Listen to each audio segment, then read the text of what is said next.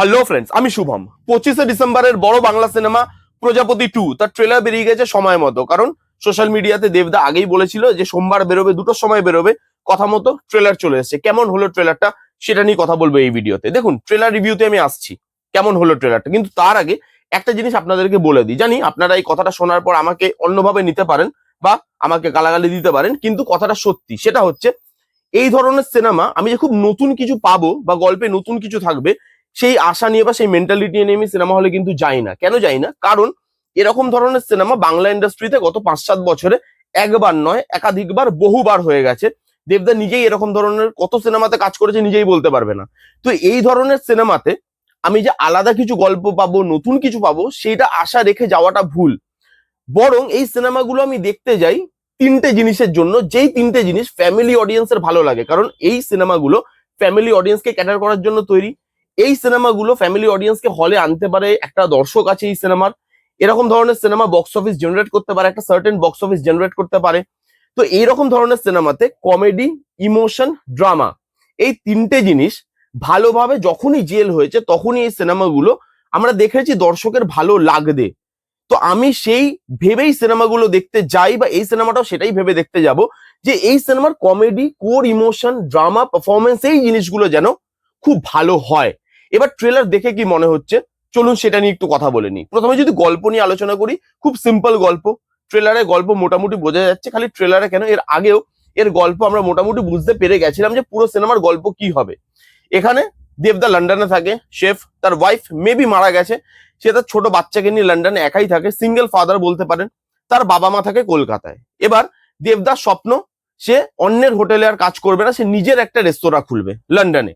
বাবা কলকাতা থেকে লন্ডনে যাচ্ছে ছেলের স্বপ্ন পূরণ করার জন্য, যে ছেলের স্বপ্ন আরেকবার ছেলে আর বাবা মিলে পূরণ করবে। এবার মেয়ে আর বাবা, মানে তার যে ছোট মেয়ে লন্ডনে দেবদা যার সাথে থাকে, দেবদা আর তার মেয়ের সম্পর্ক, কলকাতায় তার বাবা মানে মিঠুন চক্রবর্তী এবং দেবদার সম্পর্ক, সেগুলো কি পরিণতি নেয় শেষ অব্দি, কিভাবে সম্পর্কগুলো ওলট পালট হয়ে যায় বা ঠিকঠাক হয়ে যায়, এই নিয়েই এই গোটা সিনেমাটা হতে চলেছে। সম্পর্কের গল্প বেসিক্যালি।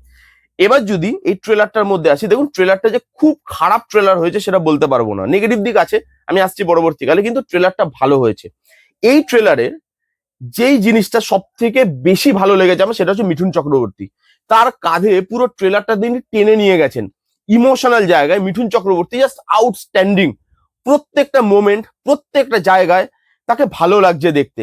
এই ট্রেলারটা একটা হ্যাপি ভাইব প্রোভাইড করতে পারে আপনাকে। দেবদা তার মেয়ের সঙ্গে যা কনভারসেশন করছে, বাবা ছেলে মানে মিঠুন চক্রবর্তী দেবদা, এরা যে কনভারসেশন করছে, মিঠুন চক্রবর্তী এবং দেবদার কেমিস্ট্রি এর আগে আমরা ওয়ার্ক করতে দেখেছি, এটাতেও ওয়ার্ক করছে। ট্রেলার লেভেলে তাদের যে জেলিংটা সেটা খুব ভালো বোঝা যাচ্ছে। তো এই যে বাবা আর ছেলের সম্পর্ক, বাবা মেয়ের সম্পর্ক, এগুলো ভালোভাবে ফুটে এসছে। একটা রেস্তোরাঁ, সেই রেস্তোরাঁতে অনির্বাণদা আছে, বাংলাদেশি একজন শেফ। এবং আমরা জানি যে লন্ডনে বাংলাদেশি লোকেরা অনেক থাকে গিয়ে, সেখানে যত বাঙালি দোকান আছে মানে ম্যাক্সিমাম বাঙালি দোকান বাংলাদেশি দোকান। সেগুলো আমরা বাঙালি দোকান বলি ঠিকই, কিন্তু লন্ডনের যদি আপনি ভিডিও দেখেন, আমার তো কোনোদিন এখনো যাওয়ার সৌভাগ্য হয়নি, তো যত আপনি ভিডিও দেখবেন ওখানে বাংলাদেশি দোকান প্রচুর। তো বাংলাদেশি পপুলেশন ওখানে আছে একটা, তো সেই হিসাবে ক্যারেক্টারটাকে বাংলাদেশি ক্যারেক্টার করা হয়েছে। এখানে তিনি ভিলেনের একটা টাচ দেবেন, যে যেখানে দেবদার সঙ্গে তার টাসেল লাগবে। দেবদা যে সবকিছু ভালোভাবে একটা কাম কুল ভাবে জিনিসটাকে হ্যান্ডেল করে, সেখানে অনির্বাণদা একদম এক্সট্রিম লেভেলে গিয়ে ঝেড়ে ঝুড়ে দেয়, সবাইকে অপমানিত করে, সেরকম একটা ক্যারেক্টার। এদের দুজনের যে টাসেলটা, সেটা দেখতে মজা লাগতে চলেছে। ব্যাকগ্রাউন্ড স্কোর খুব সুন্দর, ব্যাকগ্রাউন্ড মিউজিকের কাজ ভালো লেগেছে। বিশেষ করে নচিকেতা স্যারের গলায় যে গানটা বাজছে, ওই গানটা এত ভালো এবং এত গুজবাম দেয় গানটা আপনাকে, সেটা ভালো লাগে শুনতে। ডায়লগ ভালো, খুব যে বেশি ডায়লগ ভালো লেগেছে বলতে পারবো না, একটা দুটো ডায়লগ ভালো আছে। যার মধ্যে লাস্টে দেবদা যে ডায়লগটা দেয়, যে বাবা তুমি তো বলেছিলে যে মধ্যবিত্ত পরিবার শুধু টাকায় চলে না, আবেগেও চলে, এই ডায়লগটা না কানেক্ট করবে কোথাও আপনাকে গিয়ে। প্রত্যেকের পারফরমেন্স ভালো লাগছে দেখতে, মিঠুনদা, দেবদা, বাচ্চা মেয়েটার অ্যাকসেন্ট দেখবেন একটু মানে বিদেশি অ্যাকসেন্ট করা হয়েছে, কারণ ও বর্ন অ্যান্ড ব্রট আপ হচ্ছে লন্ডনে। তো সে বাঙালি, অরিজিনটা বাঙালি, কিন্তু সে যেহেতু ওখানে থাকে তার ভাষায় ওই ইংলিশ টানটা আছে, ফরেনের টানটা আছে। সেই যে মাইনিউট জিনিসগুলো খেয়াল রাখা হয়েছে, সেটা ভালো লাগছে দেখতে। ট্রেলারটা ছোট করা হয়েছে, ক্রিস্প করা হয়েছে, কিন্তু ট্রেলারটা গল্প রিভিল করছে, এটাও সত্যি কথা। ট্রেলারের কাটিং ভালো, হ্যাপি ভাইব দেয়, একটা টাইমে গিয়ে ইমোশনাল পোর্শনে শিফট করে। যে ইমোশনাল পোর্শনটা বেশি ভালো লাগছে ট্রেলারে, বিশেষ করে ট্রেলারের সেকেন্ড হাফটা আমার বেশি ভালো লেগেছে। খুব সুন্দর একটা ট্রেলার বানানোর চেষ্টা, এবং আমি বলবো ট্রেলারটা মানুষকে এঙ্গেজ করে রাখতে পারবে। এরকম নয় যে ট্রেলারটা দেখতে দেখতে আপনি বোর হয়ে যাবেন। নাচ, গান, দুঃখ, ভালোবাসা, সম্পর্ক, আবেগ, এই সব জিনিসগুলো ট্রেলারের মধ্যে রাখার চেষ্টা করা হয়েছে। এইবার এই ট্রেলারের যদি নেগেটিভ দিকে আসি, ওই যে বললাম এই ট্রেলারটা গল্প রিভিল করে। এর আগে টিজার এসছিল, এর আগে যা যা প্রোমো এসছিল তাতে গল্প রিভিল হচ্ছিল, এই ট্রেলারটা গল্প রিভিল করছে। এবং এরকম ধরনের সিনেমা যেখানে গল্প খুব একটা যে নতুনত্ব পাবো, এই যে প্রথমে আমি বললাম, সেটা আশা করে দেখতে যাব না আমি। এবং সেটা মেকার্সরাও জানে যে এরকম ধরনের গল্পের আগে অনেকবার হয়ে গেছে, তো গল্প হিসাবে যে দর্শককে নতুন কিছু দেব সেই জিনিসটা মেকার্সরাও জানে যে পারবো না সেটা দিতে। সেই মেন্টালিটি নিয়েই হয়তো গল্পটা রিভিল করে দেওয়া। গল্পটা আমরা বুঝতে পারছি, হ্যাঁ একটা দুটো টুইস্ট অ্যান্ড টার্নস তো থাকবে যেগুলো রিভিল হয়নি, কিন্তু বেসিক যে গল্পটা সেটা এটাই হবে, যেটা আমি বললাম, যেটা ট্রেলারে আপনি দেখতে পাচ্ছেন। তো গল্প রিভিল করছে। এখানে এই ট্রেলারের মধ্যে কমেডিটা ওয়ার্ক করে না, এই ট্রেলারে ইমোশনটা ওয়ার্ক করছে, ড্রামাটা ওয়ার্ক করছে, ডায়লগ গুলো মোটামুটি ওয়ার্ক করে যাচ্ছে একটা দুটো, কিন্তু কমেডিটা কোথাও ওয়ার্ক করছে না। এখানে খরাসদার সঙ্গে যে কমেডি জায়গাগুলো আছে, কাঞ্চনদার সঙ্গে যে কমেডি জায়গাগুলো, মিঠুন দা ইটসেলফ যে খুব ভালো কমেডি পুল অফ করতে পারে, কমেডি লাইন খুব ভালো বলতে পারে, তারও কমেডিতে হাসি পাচ্ছে না। মিঠুনদার ইমোশনাল জায়গাটা আমার বেশি ভালো লেগেছে কমেডির জায়গা থেকে, কিন্তু এখানে কমেডিটা আমার জন্য ওয়ার্ক করেনি। এই পুরো সিনেমার মধ্যে ওই যে বললাম, এই যে জিনিসগুলো যেগুলো ফ্যামিলি অডিয়েন্সের জন্য রাখা হয় সেগুলো কানেকশন হওয়াটা খুব জরুরি, কারণ এবার কম্পিটিশন খুব টাফ।